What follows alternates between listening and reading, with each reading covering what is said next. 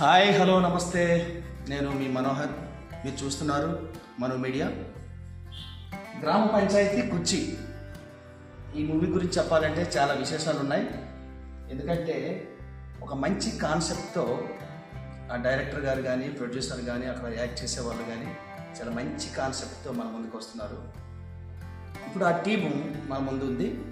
వారితో కూర్చొని అసలు ఈ మూవీ తీయడానికి రీజన్ ఏంటి, కారణం ఏంటి, ఎంతవరకు వచ్చింది మూవీ, వాళ్ళు చేసే పాత్రలు ఎలా ఉన్నాయి, ఎంతవరకు ప్రేక్షకులను మెప్పిస్తుంది అనేది టీంతో మాట్లాడి మనం తెలుసుకుందాం.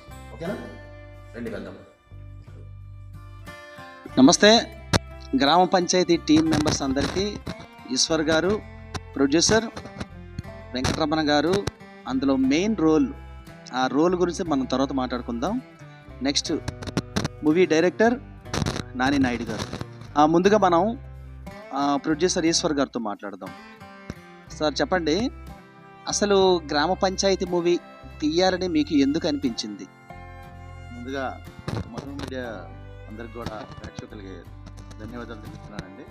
ఎందుకంటే ఈరోజు మనోహర్ గారు మాకు ఇంటర్వ్యూ గ్రామ పంచాయతీ కుర్చీ కోసం ఇలా వచ్చినందుకు చాలా హ్యాపీగా ఉంది. అసలు మీరు అడిగే క్వశ్చన్, గ్రామ పంచాయతీ కుర్చీ ఎందుకు మీరు యాక్సెప్ట్ చేస్తారని అడుగుతున్నారు కదండి.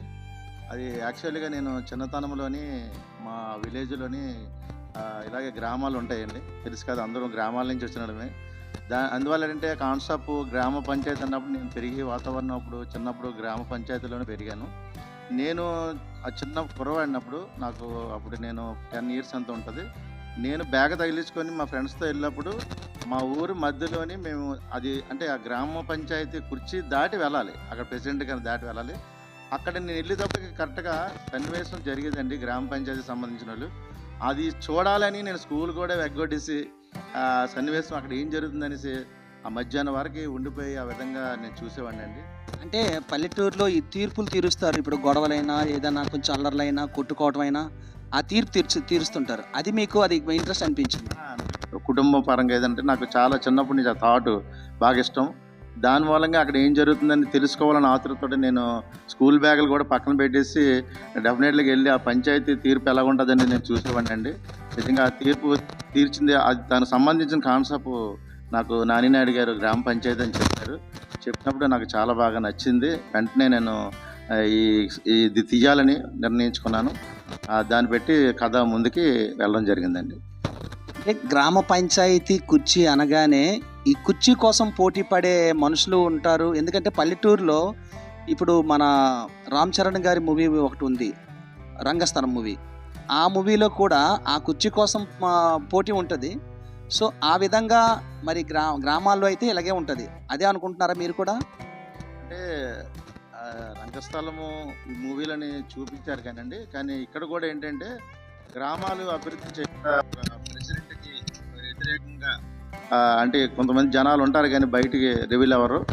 వాళ్ళు ఎదిరించినప్పుడు తన తాలూకా క్యారెక్టర్ ఏ విధంగా ఉంటుంది అనేది నిజంగా వెంకటరమణ గారు అయితే చాలా బాగా యాక్ట్ చేశారండి. అది కూడా నాకు బాగా నచ్చింది ఆ సన్నివేశం. నేను చిన్నప్పుడు చూసిన సన్నివేశంకి దీనికి బాగా నచ్చింది. దీన్ని బాగా నాని నాయుడు గారు కూడా బాగా చేయించుకున్నారు. చాలా బాగుంది. మాకు ఇంకొక తెలిసిన విషయం ఏంటంటే మీరు ఈ మూవీలో ఒక మంచి రోల్ చేశారని మాకు తెలిసింది. మీరేమంటారు?